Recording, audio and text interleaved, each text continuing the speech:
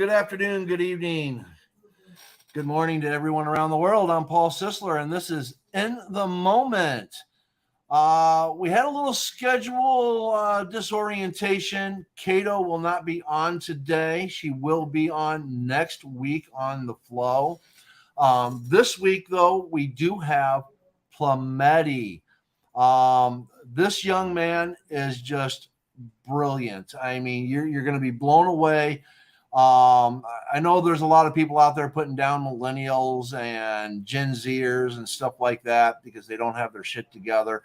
But this young man, he is a whole different story. Not only does he have his shit together, he comprehends and understands things that are going on in this world. I did an interview with him. We had a great discussion in relation to capitalism, socialism, and communism. We talked about a lot of other great things. So not only is he politically wise, he's spiritually wise. And that is why he is on here today.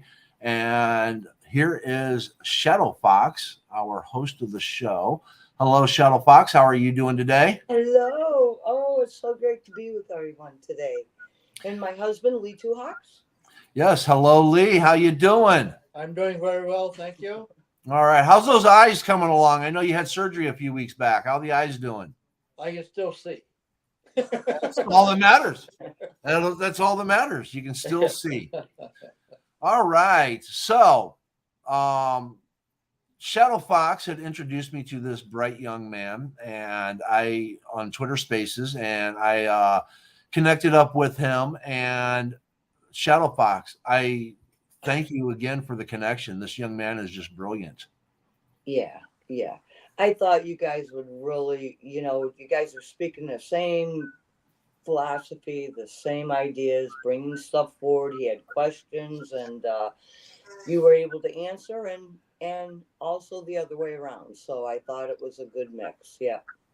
Definitely. So, without further ado, Plamedi, how you doing, brother? Hello, hello, hello, hello. Hello, hello. I'm honored to be here. Super, super honored to be on this amazing show. Oh, thank you. Thank you. It's an honor to have you here.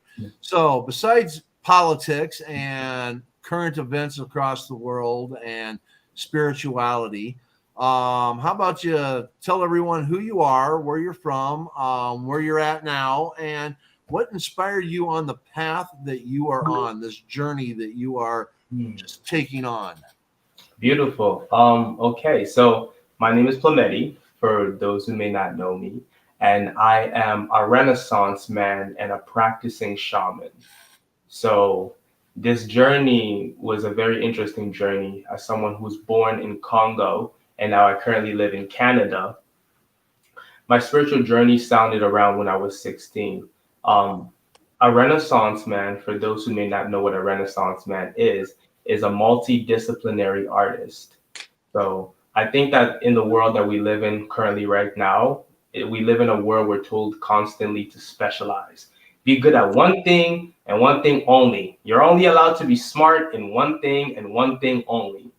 And I never felt called to that duty. I felt called to be into multiple different things, which later on in my growing up and my learning, the ancestors would teach me that all of these things were correlated. And so my journey as a shaman and as a Renaissance man came from the fact that I have a purpose here on this planet to create greatness. This was not a purpose that I personally chose. This was a purpose that was assigned to me. And I've been told that I have the ability to carry this task, which, in the beginning always sounds daunting because, like, who are you to, like, create greatness? Yeah. But with my company, Distant Future, which is a company I have, it's an art company. Our definition of creating greatness is that greatness is something that is done as a collective.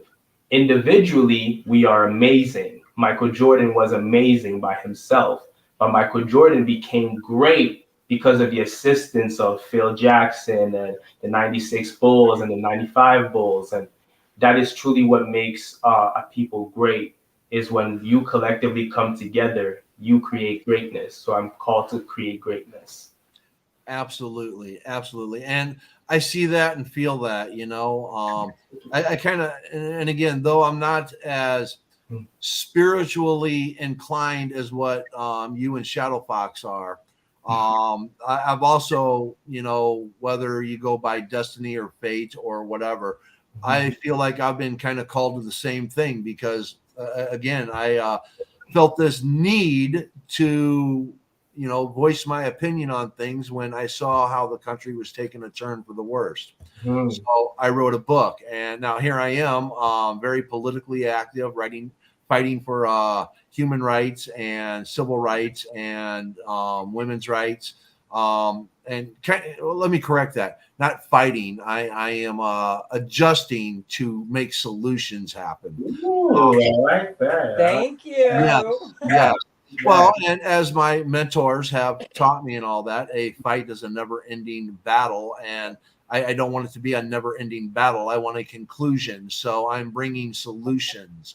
So, yes, I'm creating a greatness because not for me, but for everyone else around me. I'm bringing people together to invoke these things because no one person can do it alone. Amen. Kind of like the example you pointed out. Michael Jordan could not have won each one of those championships by himself. He Mhm. had to have that support, that team to, enable him to be the great person he was. Without the others, he's just another guy. Just like without everybody else helping us, we are just another human being walking the face of the earth. There's a That great. has, Oh, sorry. as has often been my statement. As we glorify one, don't we glorify all? Exactly. I'm Yeah. taking that into account. He's a man of few words, but when he does speak, it's like he lands them, Like a powerful king, like a king. Among my people, we have that same saying, which is kind of similar, where we say a king needs its village as much as the village needs its king. Correct. Yes. Yes. Mhm. Yes.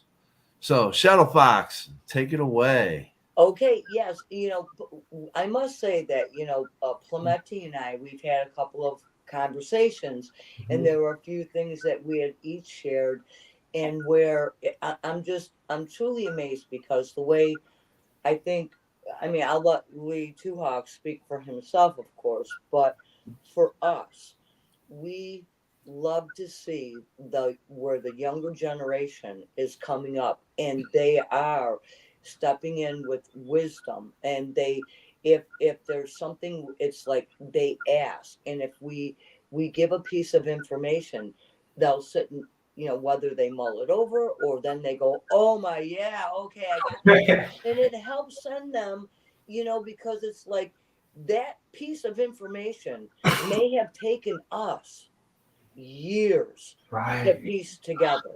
And therefore, for what we're sharing, and it's like, you know, being an elder, that it just comes, I'm just grateful for the Right. young ones I'm coming glad. up and taking the torch. And so, for everyone, just very briefly, Lee Two Hawks, he is my by side. He's my best friend. He's sometimes my confidant, but we don't, every once in a while. But honestly, he is my best friend. I married my best friend. So Well, I think we have to realize that, and this is historical in its presentation, is that any younger generation is built upon the seeds from the prior generation. Hmm. And therefore, each generation is enriched by what they proceed with, as well as what has developed prior to their entrance. Facts. And I Facts. think it's important to realize that because this is called evolution. Mm. And you Right. can't have evolution without prior occurrences or events or happenings or a historical human presence. So Facts. that my way of thinking is how we must proceed in all things and give gratitude what has passed as well as excitement towards what is to come.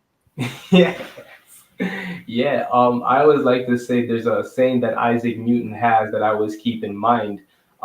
When he discovered gravity, he said, "I stand upon the shoulders of the giants that came before me." Correct. Yep. And Yeah. And yeah, so, Plamedi, there were a couple of things that we were, looking at bringing forward and discussing. mhm. And I thought that I would turn it over to you so that you can, bring forward a little bit. Because I really like when we're able to kind of bounce those ideas and those things off, because this is what we do, like when we're on the phone or we're, Right, exactly. and I think that it's this, I consider this like a round table, a circle. It's encompassing. And so we're here, and I just would really like to turn it over to the men right now. And I will, like, once in a while, you know but I'd really like to be able to see this dialogue and how this turns out, because people are in their mundane worlds, right? And Yeah. they're, they could be driving to work or, coming home from work. And it's just to be able to give people something, some meat, something to think about, Mhm. something to consider. So we were talking about like a specific topic or whatever.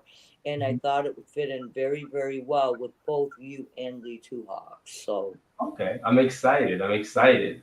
Okay, there's a term I'd like to present. Whether you take it and run with it or just ingest it, it's up to you. It's a term in the English language which is called apotheosis. What does that mean? Hmm. What apotheosis means is the creation of a human as a god, as a divinity. That's what it means. It's Oh, in the dictionary. So wow. why Apotheosis. would a word like that be in the Apotheosis. dictionary unless it has been previously discussed or in some way presented? What a beautiful word, apotheosis. Yeah. As we are evolving, there's that word again, Mhm. towards a divinity that with this time we know very little about. Yeah. But we do know that kindness, compassion, sympathy, love are all precepts to that divinity. Facts. 100. That's, how do you feel about Oh my God. First and foremost, word of the week, apotheosis. that? Okay, word of the week for sure.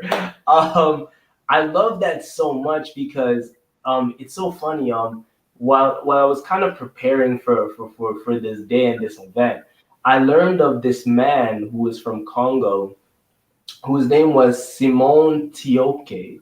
I believe it's spelled Toeko, and he was known as the Congolese Jesus.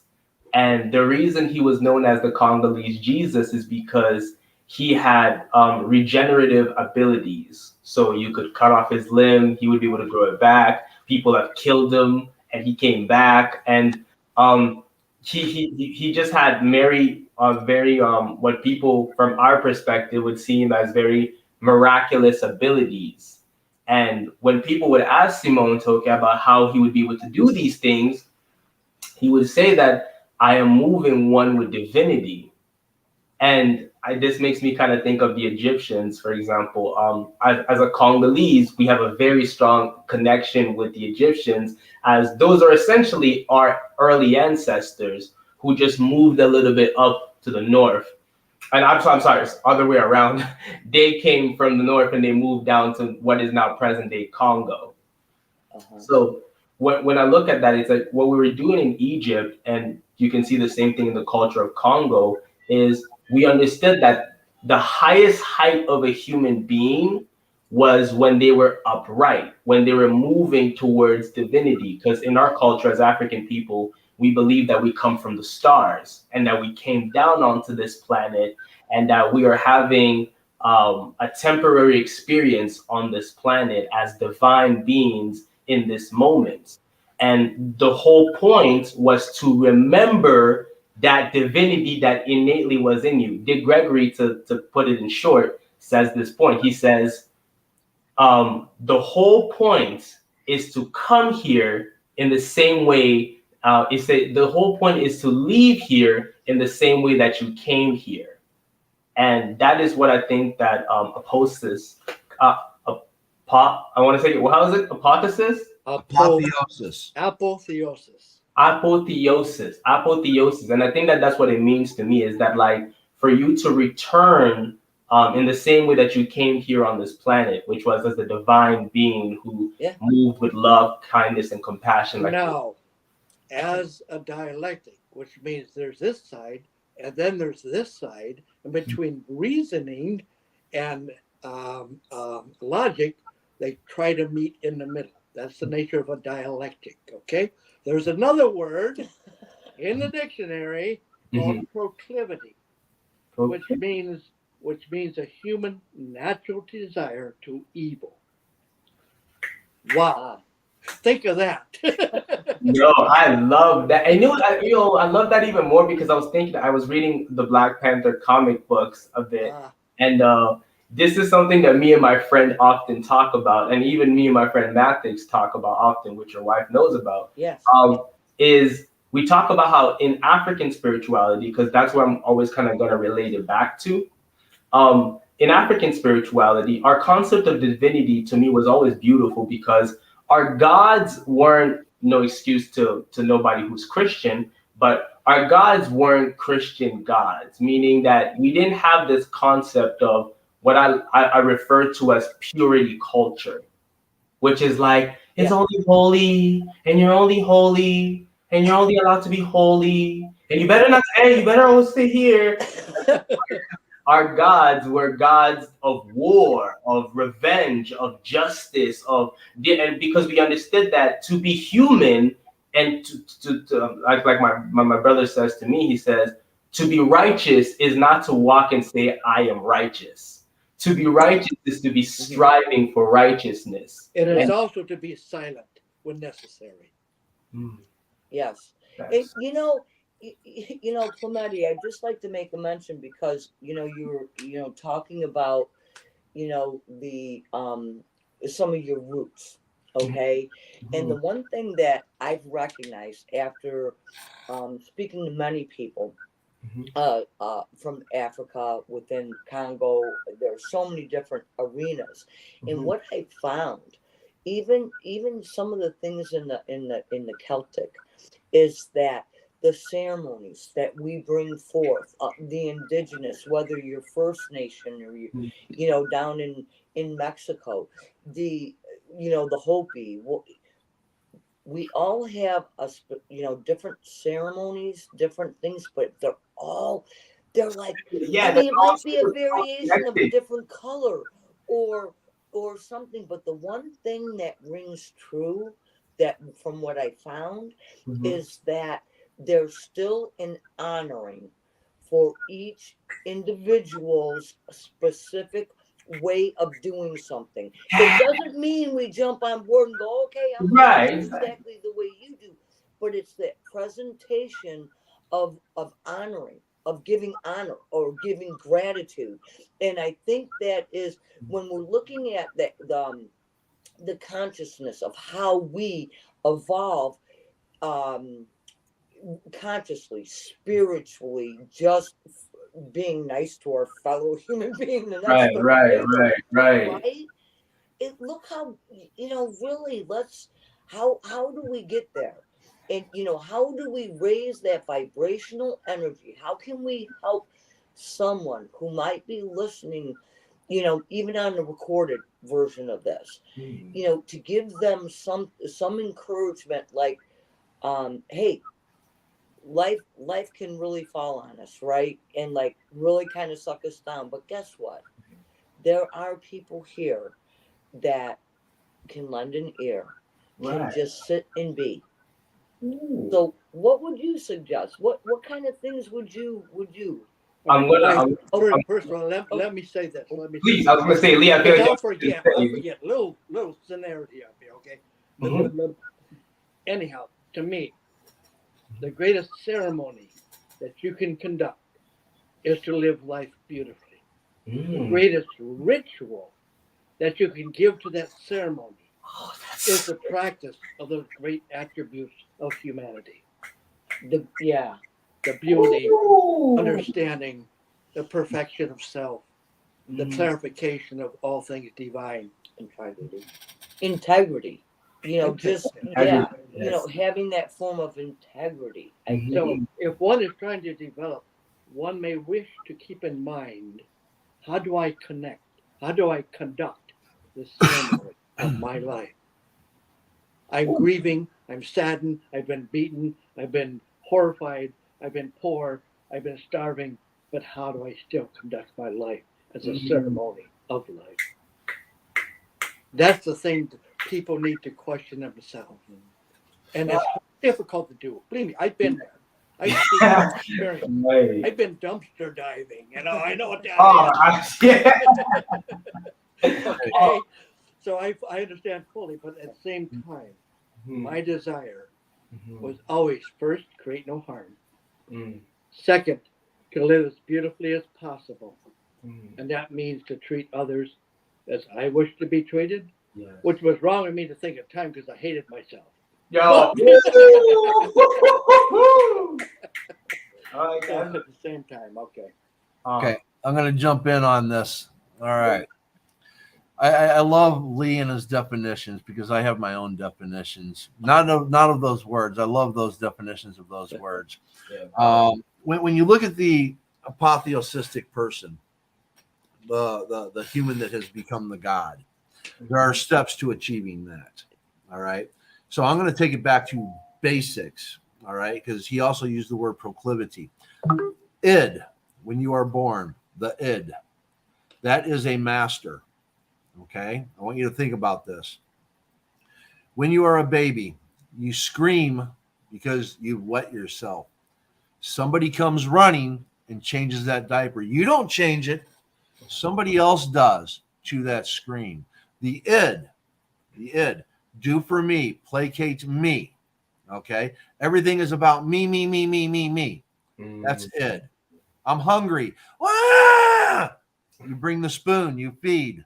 Okay, then you have the superego. Okay, the superego is either going to be the goodness, or as Lee demonstrated, the proclivity, the evil. Superego is another master. All right, and that master has everything sorted out, knows what it wants, is either going to be really good or really bad. And then you have ego, that's right in the middle. Ego is constantly battling with id and superego. Okay. I see that chocolate candy bar. Id says, I want it now. Superego says, no, you have to eat that salad first. Ego comes in and goes, okay, what am I going to do? Am I going to eat that candy bar, or am I going to eat that salad? Am I going to say to hell with the salad? What am I going to do? The ego is the debater. Okay. Now, how do you get to where you master your id? How do you get to where you master your super ego so that your ego doesn't have to battle? Okay.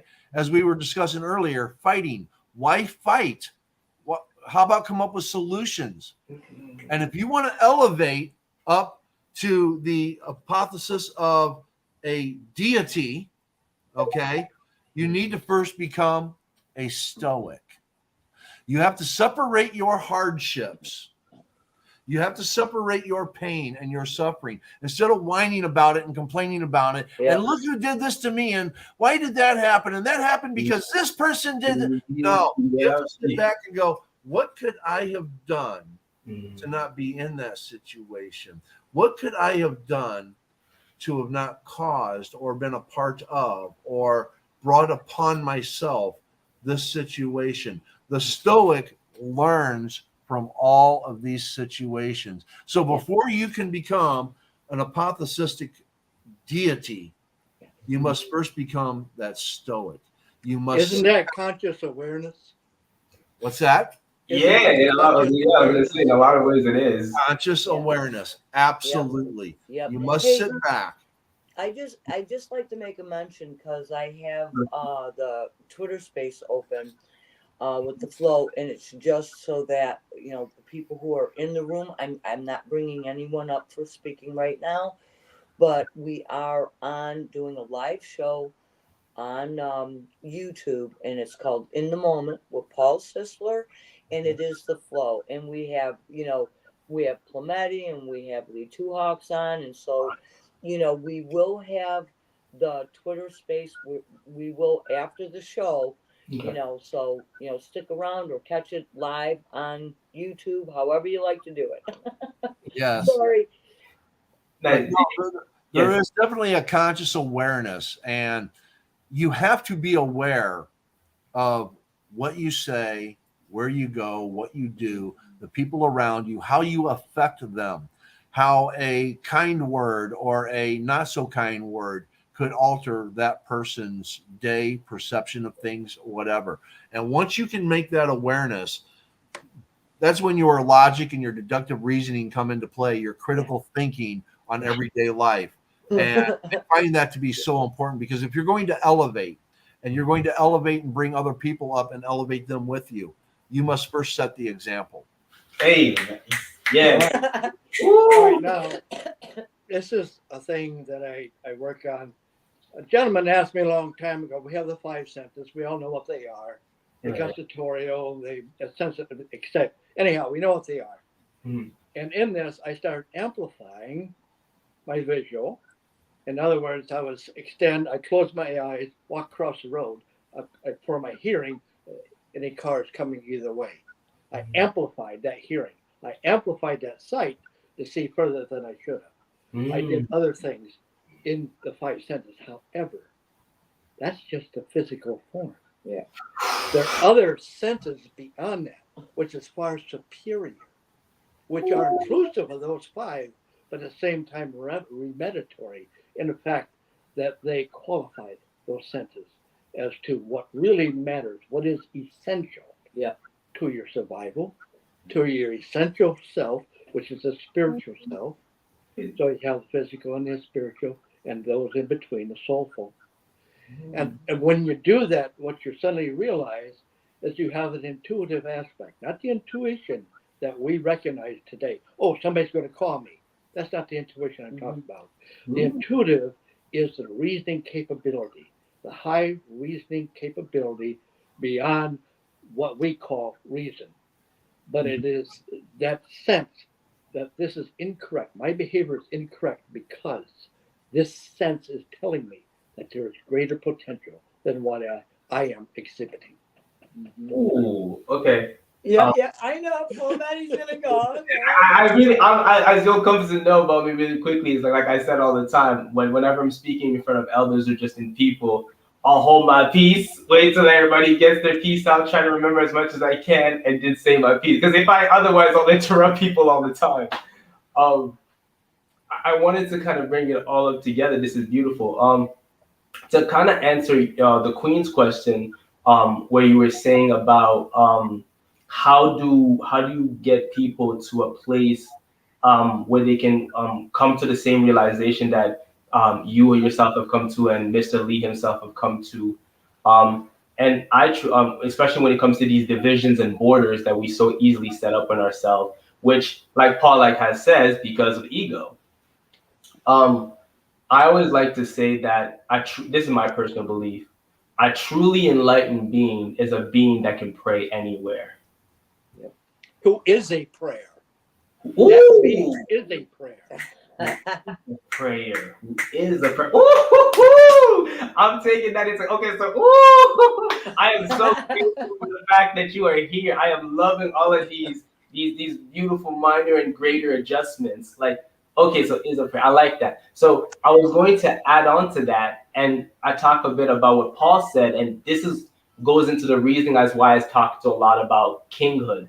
Anybody that knows me knows that I talk a lot about kinghood and queenhood and royalty. And I always look at it from an archetypal point of view, because I subconsciously came to the same realization that Paul did, that Carl Union came to, which was that you are split in psyche between what I call it the grand jury. So you stand as king, and you are the ego, the debater, and then your super ego would be what some people may call the higher self or your force of morality, if you could say.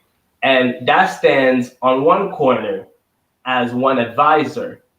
And then your id, which is the child's part of you, the part of you that is still learning, growing, but is also the part of you that contains all your potential and gifts, is within you. And now your job as king is to be able to hold counsel. Because again, I want to reiterate again, we have forgotten the role of a king. The role of a king is not to be somebody who puts you underneath their boot and go, this is what you're going to do today. That's not what a king is. A king is a representative of the will of his people. That's what a king or a queen is. So my job is to listen to my id, my inner child, hold counsel with them on what they say. It's not like my id's right every time. Sometimes my id's gonna say some stuff and I'm like, you're not right, you're not right. So sometimes my super ego might say something, but it might not be the right positioning for me to implement that yet. Or it might be a moment where it's like, you know what? You are correct, or today you're not correct. In fact, let's listen to the id.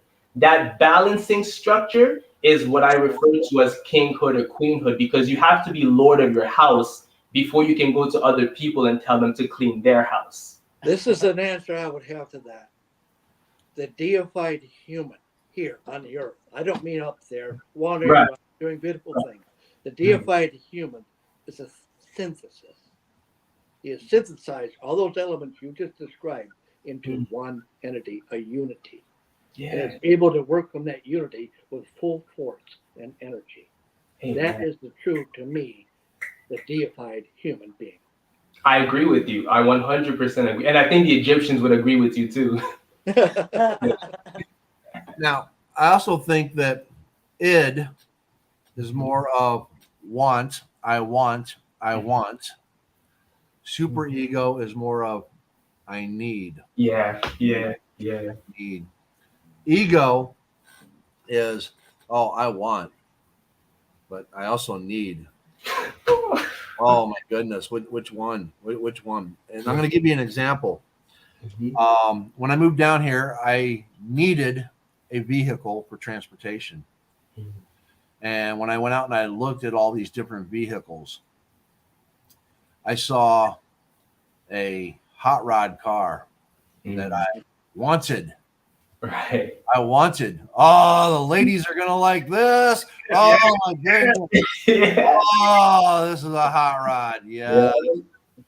But I need something that's going to be reliable, get me from point A to point B. I have a lot of things going on, and the ladies aren't the first and foremost importance in my life right now. I have other battles that I've taken on. So wait a minute. Argument. You're talking to women would be a battle for you?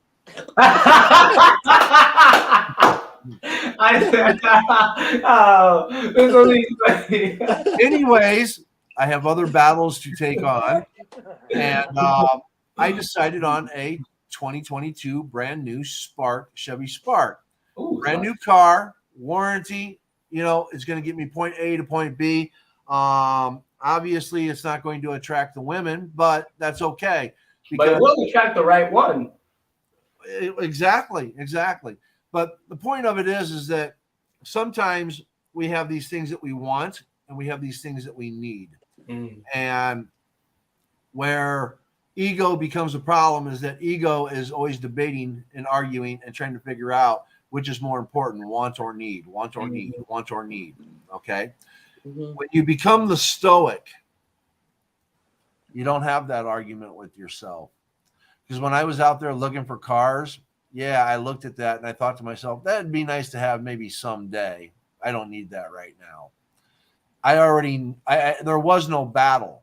Right. My battle was which one of these cars are going to be the most efficient, most productive in my life at this moment, and is going to save me the most money. So I didn't even have an argument with id. And for the most part in my life now, I don't argue with id.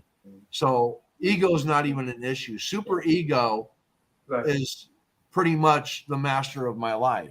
I think it's okay. Really, I'll just say 5 seconds and I'll pass on to you. This is something that I've kind of came to, and again, I'm still such a child, so I'm more in my id than I am in my super ego, even if I wanted to. Like, but one thing that I've kind of came to learn for myself is that the reason why I think there is that balance is because what I've learned is that, and again, I'm a huge lover of Marcus Aurelius. If you if you acquisition too much to your super ego and you don't allow space for your id to actually be able to play. Oh, I love that book. Yes.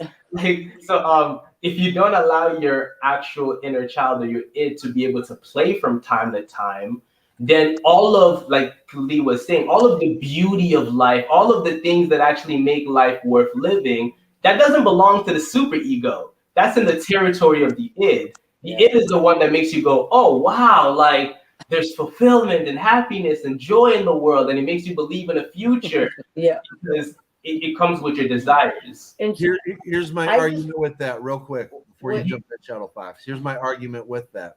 Mm-hmm. If your super ego Mm-hmm. truly knows what you need, part of that fun and play is part of super ego. Ooh, You okay. get that Interesting. where you need it, not where you want it. Well, Mm. here's a thing is that I'd like to bring in because, you know, we're going on this. This word I'm looking for. We have the id, we have super id. I have an entirely different kind of Mhm. I guess teaching behind it because I look at it as an IDET. Okay, whether it's encompassing any and all of them, there's a formula that we work from, whether it be how we respond to outside stimulus, to control mechanisms, to how do we just manage our lives. Okay, and it has to do, and you can go in between any one of those structures of, you know, is it something like, you know, there's just words I don't specifically use, but is there a desire for something? Is there something that is of a requirement in your sphere of influence? Okay, so this IDET is a mechanism where it's wove in between because, you know, how do we respond when we get fired, right, from a job? What are those? Is it the blame game that we set up? So they're small pieces that all come together. So when I'm looking at and bringing this information from the IDET, it is part of all of our personality traits, right? It is part of all those superimpositives, and it is how we actually respond. So we are taking action or are we reactive? And with that, when you attribute it to a conscious awareness of where would you like to be. So, for instance, I personally, I'll ask myself, how well, how graceful was I in that situation? If I'm sitting there and, you know, I have my veins bulging and I'm angry and I'm well, Right. how graceful does that look, right? He does do that. That's very true. Oh yeah, here the earth will roll. Oh, you should have been here an hour ago. Yeah, exactly. Oh yes. So Lee! so when we are describing and really trying to section all these little things off, there really is a big hole. It's encompassing, and that's what I call that part of the IDET. So is it a debt? Is it something where we're bringing in karma and dharma in all of that? So it's the word is like it's like my identity, right? Oh, So it's like, where is my identity? And this is what I bring forward with that. I'm just saying, it's just like a word. It's encompassing of all, but when stated, it's like, oh yeah, here's the ad.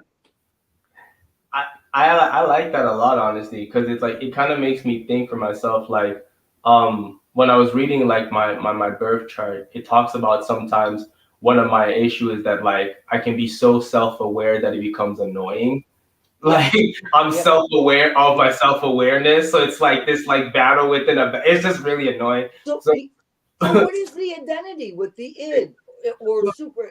You know, I was gonna say that this and maybe Mr. Lee, you can add on to it. Is this goes back to my whole thing about being a Renaissance man again. Is that I Yep. think that in the society that we live, in the cultures that we've created for ourselves, we've created this custom of like you are one thing and one thing only, and you're only allowed to change into one other thing. Like you can only be that one thing.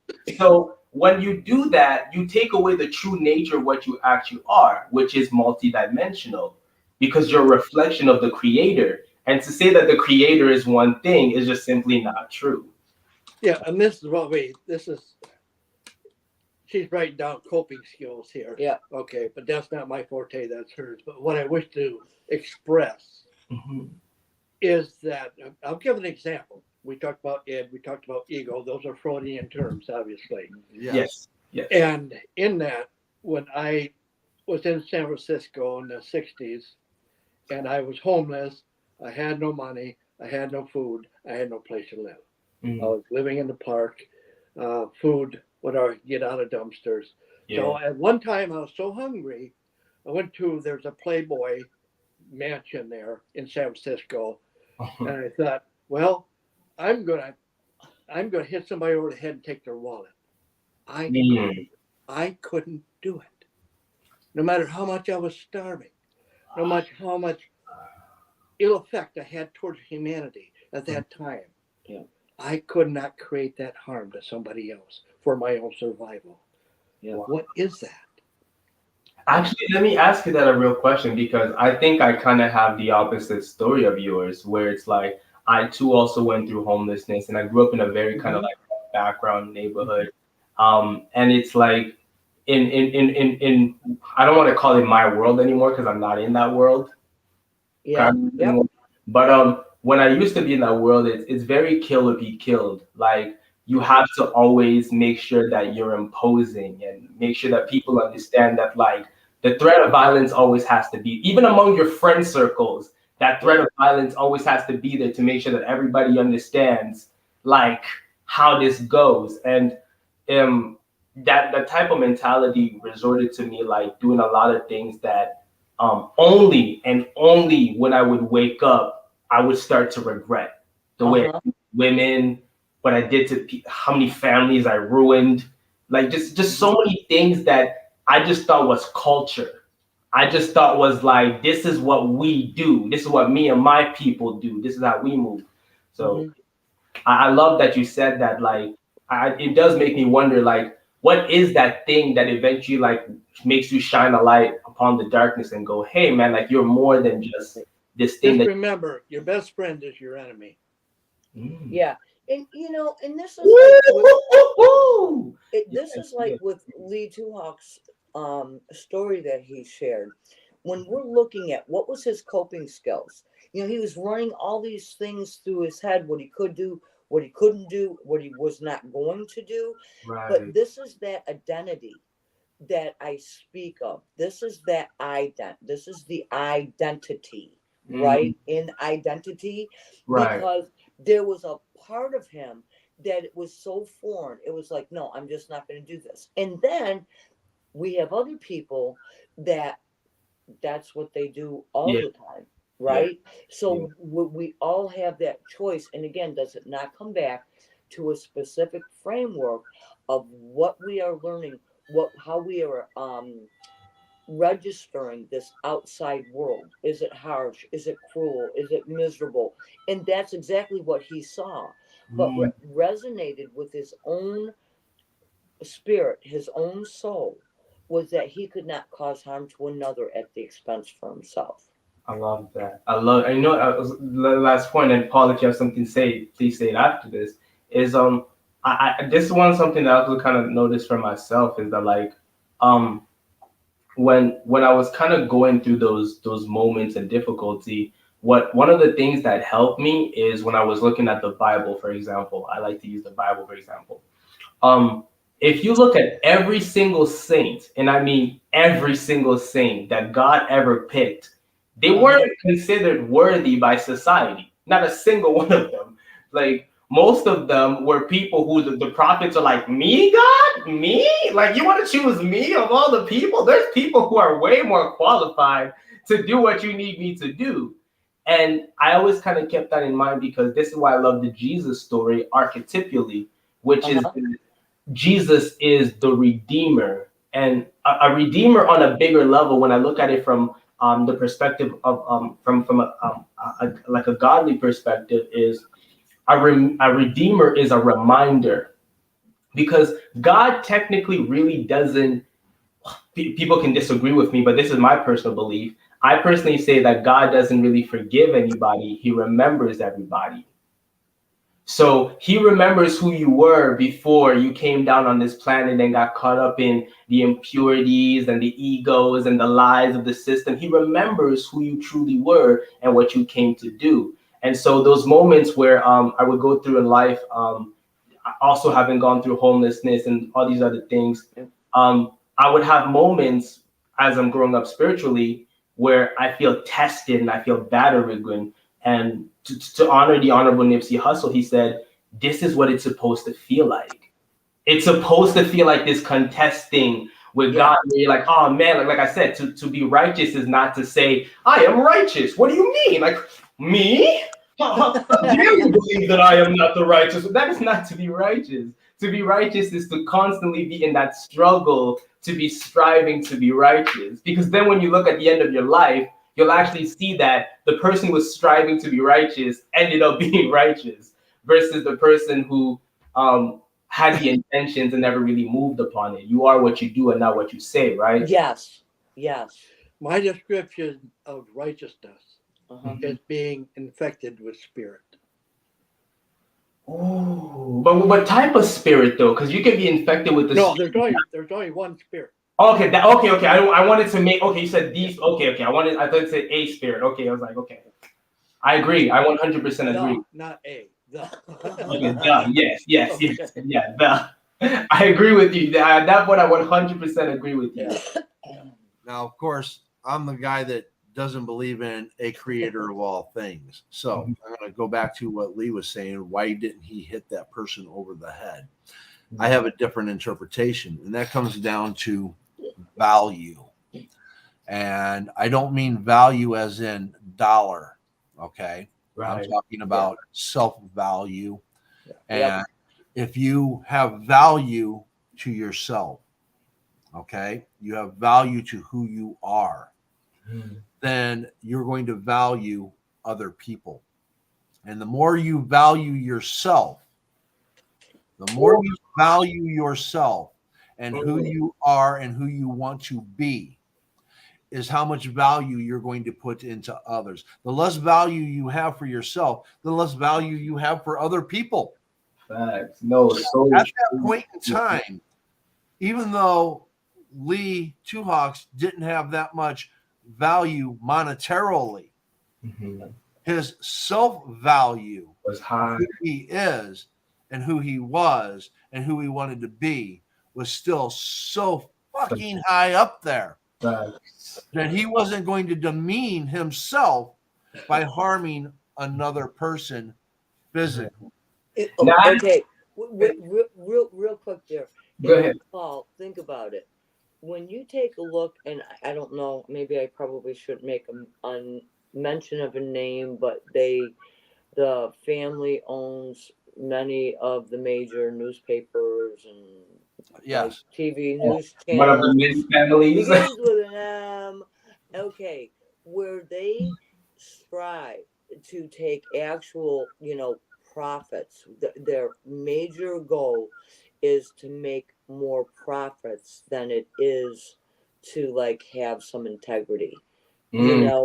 I mean, I'm saying things a little bit different, so there's no plagiarism anywhere across the board. But when you really think about it, people who step into that and that is their only goal, it is like the attainment of that unrelenting, picture of dead presidents for their the greenbacks in the United States. Okay, when the focus is solely based upon that attaining of that. People say, oh, well, money is important. You're right, it is. Just an example. However, my focus is not on the major attainment of it, because for me, the attainment is what cannot be seen here. My attainment and my structure and my focus is for where I'm going. Exactly. And I would. Oh, I'm sorry. Did you want to say something, Lee, really quickly? Oh yeah, I just want to say there's that. I believe it's a biblical statement. I probably misstating it. What good does it do for a man to gain the world and profit not his soul? Bob Marley said this. Yes, exactly. Yes. Who said it? Bob Marley. Bob Oh Marley. yeah, okay, there it is. Well, that's good enough. We can throw out the Bible. Oh, Bob Marley was very wise, very, very wise. I'm going to add on to what Shadow Fox said. That individual you're talking about, we're not going to mention Murdoch's name, so, but I'm glad that you're good. No, I'm with you, my brother. He has no value. He has no self-value because he doesn't value the lives of other people and who he harms in the way. Right. Not even his children. He gets his children to fight, right? Like, and though he may have monetary value, that's the only value he has. He has no self-value, which means he doesn't even respect himself. He's to a point to where his value of human beings is nothing more than a usefulness to make money. So because the only value he has is the monetary value in life. He doesn't have a spiritual value. I gotta laugh because I'm wondering, that gentleman that you were speaking of, if he was in the same situation where Lee Two Hawks was, do you think he would have grabbed the bottle? Absolutely. He would have bought two. He would have taken another person's life for someone else's wallet. Yes. I hate to say it. Let me say this. Yeah, go ahead. Plamedi. I wrote down, she had a note on her desk. I wrote down definition of a certain word for her to use, whatever she was doing, probably for her book. It's called solipsism, and the theory that the self can be aware of nothing but its own experiences. Nothing is real or exists but the self. And that's what we have. That's what we were speaking of. I love that so much because it kind of goes into like the whole we talk a lot nowadays among millennials. We talk about what we call the internet echo chamber, which is that like you can set up your algorithm to essentially only show you what you want to see, so that any other perspective doesn't come along the way. I did also kind of want to add to the point that you talked about self-value. Back when I used to dibble and dabble in the streets, which I used to sell drugs. It was a thing that I used to do. And didn't I buy from you? No, you probably honestly, I probably we probably could have found each other along the way. I made a lot of trips. We're joking, guys. Yeah, of course. I'm no longer in that life. I'm fully legal. But hey, no, Paul would be the one with the handcuffs coming after our butt. We'd break her a deal, Paul. It's okay. I know people on your side. I've been clean since April 3rd, 1993. Prior to that, I probably did everything that was available. So we would have been great friends. So I was gonna say back in the days when I used to, I realized something for myself, and I probably started young, I'm talking like early high school, kind of going on elementary. So when you look at that world, you see two types of people. I've seen people who have a lot of money. I'm talking they can pull out $30,000 in their pocket at any given moment. And I'm talking cash. So as a young boy who doesn't know much about the world, you think that that's king. You think that's what I'm supposed to be because you're trained with this idea that a man must provide. And obviously when you look at your neighborhood, especially in the neighborhood that we live in impoverished neighborhoods, there's not a whole lot of big providers.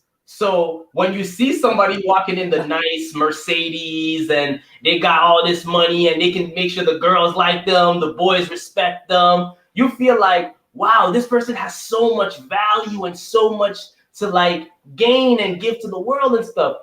But it took me years to realize that those same people who we worshipped and acclaimed and adored were the people that were dealing with the most amount of pain.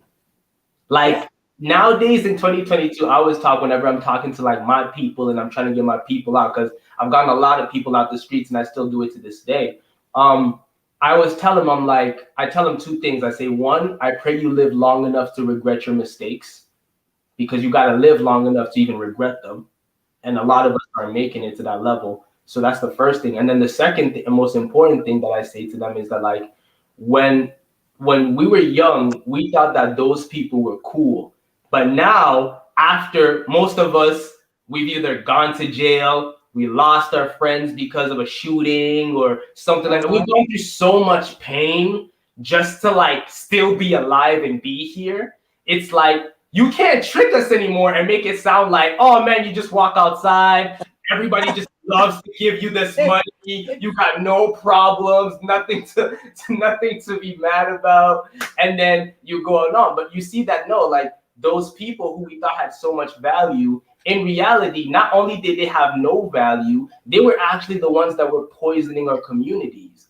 So the same people that we used to laugh at, and I mean, the same people we used to adore at, are the people that we're kind of starting to look at and be like, wait a minute, this don't make sense.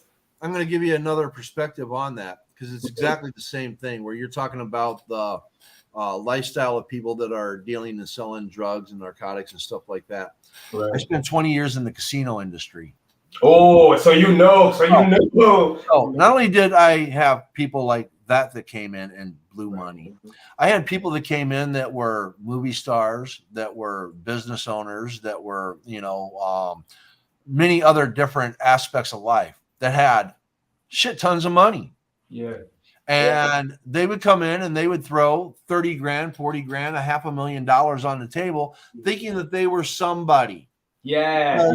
They identified themselves as being somebody because of the money. Yeah. Okay. Yep. And they were just as worthless money wise as somebody that didn't have money. Okay. But value wise, actual value wise, they were worthless because they had no concept of reality. The money is what they thought was the reality. They didn't associate that people had feelings, that people lived, loved, and died like everybody else. They don't have that concept of human value. When you don't have the concept of human value, you have no self-value. Oh my. Okay, I'm sorry. I just want to say this really quick and then I'll pass it on to Lee. That's why it hit me so hard. Is I see this a lot in the hood, where we say when you have like exactly like you're saying like self-hatred is deep in our neighborhoods. It's like super deep in our neighborhoods, and we talk a lot about especially like people who like go to jail and come back like they've been institutionalized. Like a lot of the prison, like a lot of the gang culture that you see is just prison culture. It's people who've been inside for a long time and then they bring it out on the outside. Yep. Like now they change the rules and the terrain of how people move on the outside. So when I looked at that, all of that really came from a place of self-hatred. And the best way to look at it is I advise you guys next time to go and listen to some trendy hip hop or some very popular hip hop right now. You'll see that a lot of it has to do with us taking drugs. We're smoking weed in an exorbitant. I used to go through like an ounce of weed, probably like once or twice a day. It probably took me 2 days to go through an ounce of weed because I'm waking up in the morning. I gotta numb myself from all the stuff I did last night, so I'm smoking that. Then I'm going out and I'm filling myself with more pain that I'm doing throughout the day. Then I gotta come back from that and smoke again to numb myself from that. And it just this cycle of constant like you're afraid, and it's real too. This is something I empathize with people is that we say in our neighborhood, the moment where you get killed is not the moment where your hard body. The moment where you get killed is when you start realizing oh, you know what? I don't actually have to like be able to do this stuff because in our neighborhood you're seen as weak. And then that's when they say, oh man, he was just changing his life. Jeremy was just getting good, man. He was just starting to switch it around. So it's tough. I feel for my people at times. Okay, let me just say this: a celebrity will not be a celebrity without a cultural affectation, giving them that personality. Mhm. They're the one, yeah. I mean, it's like football stars and baseball or movie stars, and people just, handing The out regular bills and people, this yeah. and that. And I mean, think about it. Think about an actor. They're very good at what they do, but what are they doing? They are portraying a lie. They are stepping in and pretending to be someone else and doing it so well that it is believable. Right. But then when you have authentic people like right here, okay, Yeah. you're listening to them, and it's like, wow. So where is the value being placed in society for that? For entertainment gets all the bucks, but Yeah. yet that for our own evolutionary process as a species. Mm. Whoa. Like seriously, just consider it. I'm just putting it out there, planting the seeds. I like But I that. would like to make a mention because I know Paul's getting ready. We're going to start winding down here, and I would invite anyone. Bless Bless you. you, bless you, Bless and you again. bless you. The hell with you! You stop. I've already been there. It's actually pretty great. I met the owner. Hey, I warn everybody when Lee Two Hawks is in the room, you never know what's coming out. It's like, okay. That's a great shaman. I just would like to make a mention that if there's anyone that's been listening on YouTube, on Twitter Spaces, we have it open. You're welcome to come in and speak. It's getting, people are starting to really come in right now. So, yeah, we like to see you over on the other side, and we consider it, after hours. You never can tell. If Lee Two Hawks is here, you really can never tell. Yeah. I wanted to add on to the whole value aspect. Please. What people don't realize is that they are in control of their own self-value. Yes. Okay. When you allow everyone else to continue to poison you, you start to lose hope. You start to lose all these thoughts and processes that you have what life is supposed to be. You start taking away from your own value when you continue to believe in the poisoning. You're in control of that, though, because you allow yourself to listen to it. You allow yourself to accept it. If you discontinue to accept the poison as the reality, and you start looking at yourself and you give yourself value, and you can say, okay, this is not where I want to end up. This isn't where I want to go. And this isn't what I want to be. Now, granted, I would love to have that money. I would love to have that house. I would love to have that boat. But what am I going to do to get that? Am I willing to hurt somebody else? Am I willing to step on somebody else? Am I willing to backstab somebody else? Because if you're willing to do all of those things, you're taking down your own self-value as a human being. Now, you control that. You are in a position to where you can hurt somebody to get that step up. You get to make that choice of self-value. Am I a good person or am I a bad person? Wait, can I ask you a question, Paul? Yeah. I want to ask you a question because this is genuinely for myself. And then again, I always think of like myself and my people and so many people around the world where it's like, one of the biggest reasons why it's hard for people to do that is because from ever since a child, especially when I look at like African children, we've been taught this idea of like the authority figure, like your parents are always right. The child just shuts up and listen. Your opinion doesn't matter. You don't pay rent. You don't contribute to groceries. So you don't really get to do anything but just be grateful for the fact that we brought you onto this planet. So when you grow up with that for years and years and years, it's very hard for you to then want to grow up and have the Yeah. ability to actually stand up and go, this is what because you've never practiced that before. You've never gotten accustomed to actually being able to be allowed to say no. You've been told that your no doesn't mean anything. Correct. Yeah. Kind of how do you like work on that? How do you learn to stand up for yourself? Well, Well- first of all, you have to get past the point of feeling important because of the money that you have or the position that you have or Right. something of that nature. When we are negated in a poverty situation, we don't feel important. Everybody's passing us by. No. Everybody's just going, yeah, okay, Yeah. here's a penny. Thank Yeah. you. Okay, wonderful drum. Oh yeah, thank you. Mm-hmm. It's a Mm-hmm. matter Exactly. of feeling important. When I meditate or when I do pipe, the Indian way of praying, Mhm. I do it globally. I cannot do it for myself. I cannot be a pipe carrier and do it for myself. Yeah. Unless it's a very private ceremony. I have to do it for the globe. Yeah. For the beneficence and the beauty and the greatness of the humanity we can truly become. I like that. I'm taking that into counsel with me for sure.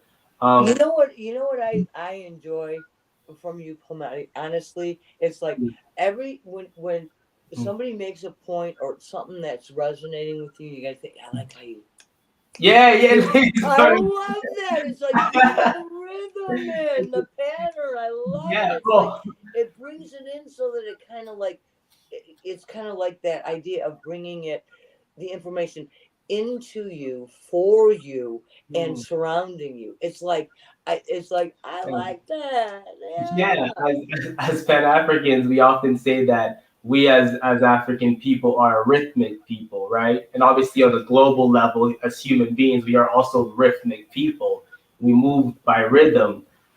So I think that a lot of times, like when I'm in these conversations, like for example, like as a musician too, Kanye West said this, Yeah. and keep this in mind, says, the universe, that word universe has that word verse.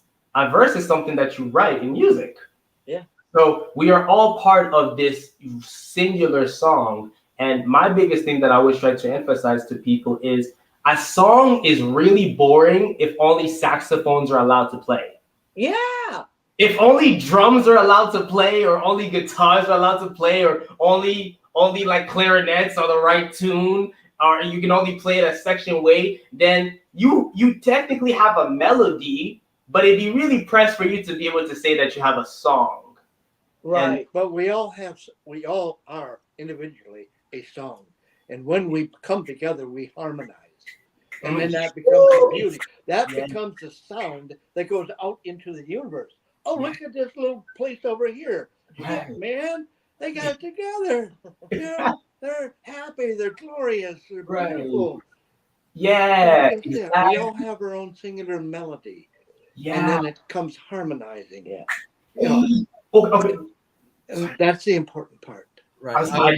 I just had this really quick downloads, and I have to say, whenever I get these moments of downloads, is when I think of, you said beauty, and it hit me so hard when you spoke in the beginning. You talked about how one of the key phrases for you and how to move in life and enlightenment is to have beauty. And I think that that's so important, because what beauty is, if you take it on a psychological aspect, is Yes. to appreciate.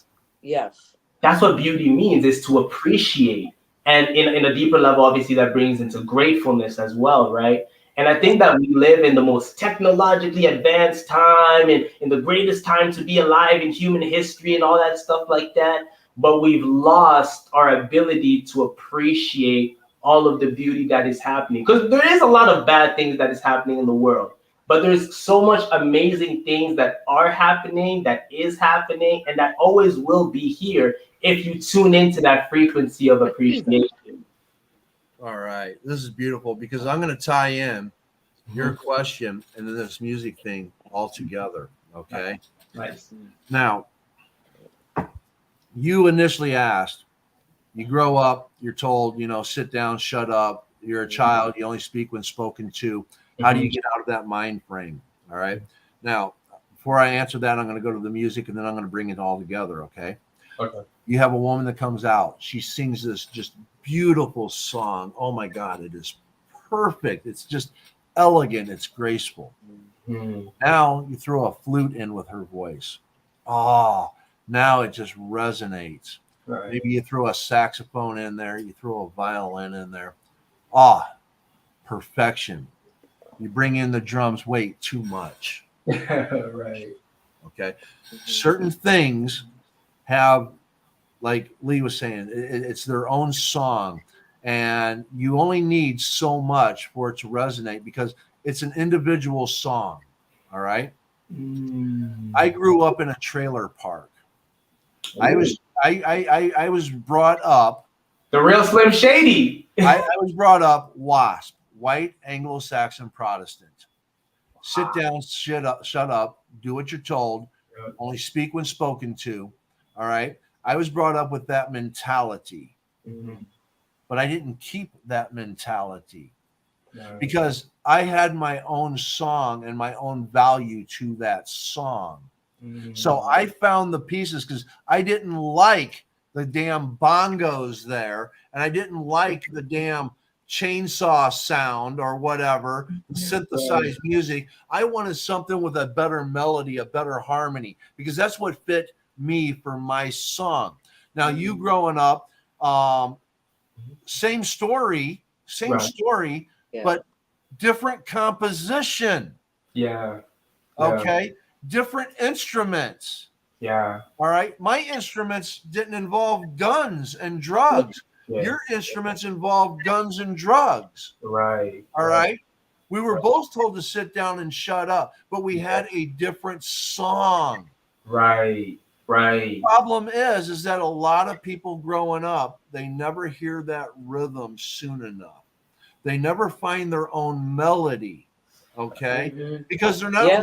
they're not willing to listen to it. All they heard all their life is Black Sabbath and Ozzy Osbourne. Hey. That's all that resonates with them. They never opened up to Mozart. They never opened up to Tchaikovsky. They never Fact. opened up to Lady Gaga. They Fact. never opened up to Blink 182. They Right. didn't open up to Disturbed. They Right. keep their mind closed. If you keep your mind closed, you're never going to grow. So, how do you get out of that situation? You have to open up your mind. And it is up to people like us, the people that are right here, right now, to put that out there to give other people another song to listen to so that they know that there's another rhythm so that they can find which melody they belong to. Yeah. As difficult it may be to understand or accept in our deepest grief, our deepest sorrow, or deepest circumstances and events that are tremendous, is that we are not alone. Never, ever, ever.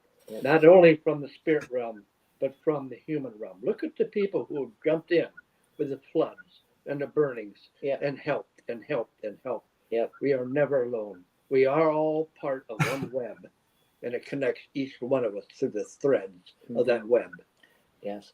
And you know, Yes. Paul, I know you're gonna get ready to start closing this down because I know we're coming up soon. I don't know hour. I don't know where we are on that. But We've gone we're over, but that's probably okay. over. It's a great conversation. Yeah. And Plamedi, I just have to say thank you very, very much. I know because Lee Two Hawks is going to have to be departing here in a minute. And I just really would like to say thank you for, coming in and having a very stimulating conversation all the way around. And I just thought I'd kind of, for the most part, sit back and watch the boys play. See? No, Now, Plamedi, I have to tell you, okay? Please, Because please, you're please. always doing this, all right? Yes. Flipping your hair. Right. If I let my hair down, I could do that too. I gotta tie my hair. You're absolutely right. I'm trying to find a way because it's like when I stop my hair sometimes it like restricts my energy. So I'm like trying to find balance. Well, see, the indigenous peoples, at least in this country, the reason they grew the hair long because they believed that they received energy from the sun. Yes. And it made them greater warriors. Yes, exactly. Yes. Not only warriors to fight, but warriors in life. Of the To support, to be part of the community. So thank you guys. Thank you. Really, Yeah. thank you. Now, as we get ready to close this out, Uh-huh. I want to bring a closing thought to this, because even in darkness, you can find light. Oh Amen. yes. Okay. Amen. Now, I want to let you know that there's been a multitude of parts of my life where I've been very, very suicidal. Because, and it's not that I didn't value myself, it's just that I didn't think the world had any value for me. Now, I wrote this poem after my wife passed away. All right. And it was a dark point in my life. And it's called Darkness, I Welcome You. And this poem has brought me light. So I'm going to share that with you now. Please. I am in the wake of darkness. The thoughts come without permission. My battle begins, no witness. Pills, ropes, wrists, guns, feeling restless. The desire comes with friction.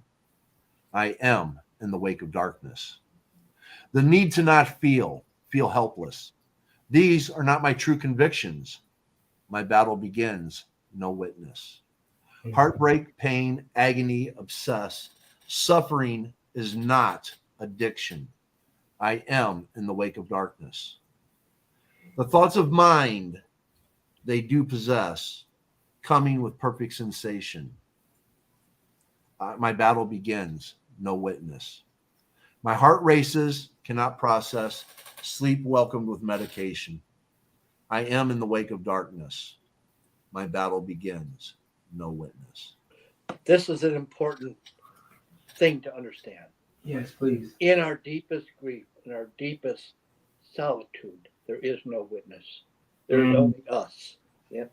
There's only the one person who carries that burden of that grief or sadness or tragedy. Yeah. And maybe someday we can have a show on how to work with that. Mhm. Oh my God. Yeah, I wanted to ask this last question as we wrap this up. Is because as I have you here and I'm able to hold space with you guys, I definitely want to be able to get those off as much as I can. One of the things for myself personally, I related a lot with Black Panther because in the Black Panther, in the comic books I'm reading, he is known as Haruma Fowl, which is Guyanese, is West African actually, and it means the orphan king. And I always related to that because I too am an orphan, have my mother and father are no longer here in the physical world. And it's something that you like, it's a grief that is so inexplicable. It's very hard to explain that type of grief because at times you feel like you're fine and you're like, oh man, I'm just living life and you're going about things. And then there are times where that's why I love what you said, Mr. Lee, when you talked about you are not alone. And that's kind of like the thing I would impart for like my generation, for all of us, is that when in the midst of darkness, my sign is a Cancer, and Cancer is ruled by the moon. And the reason why the moon is one of my favorite celestial objects is because the moon shines within the darkness, but it does more than just shine within the darkness. It shines within the darkness and shows its scars and goes, look how beautiful I am. Despite my scars, despite the things that are on me, look how I shine and illuminate your way. And it's always been like a source of inspiration for me. And I would definitely give that to people to understand that I used to say this in Greek mythology, the way for you to get to heaven was through Hades. In the same thing with Egyptian mythology, for you to get to the halls of Amenti, you had to pass through Anubis, who was the guard dog of the underworld. So they always understood that darkness and grief is actually not the end. It's the beginning, because all things are not created in light, all things are created in darkness. So yeah. Perhaps by our own creation. Ooh. Amen. Absolutely. Okay. Beautiful end. Beautiful end. So let's bring it to a close. And everybody remember, be happy, be kind, and may good things come your way. Thank you. And if you guys are listening, you're all welcome to come over to the spaces.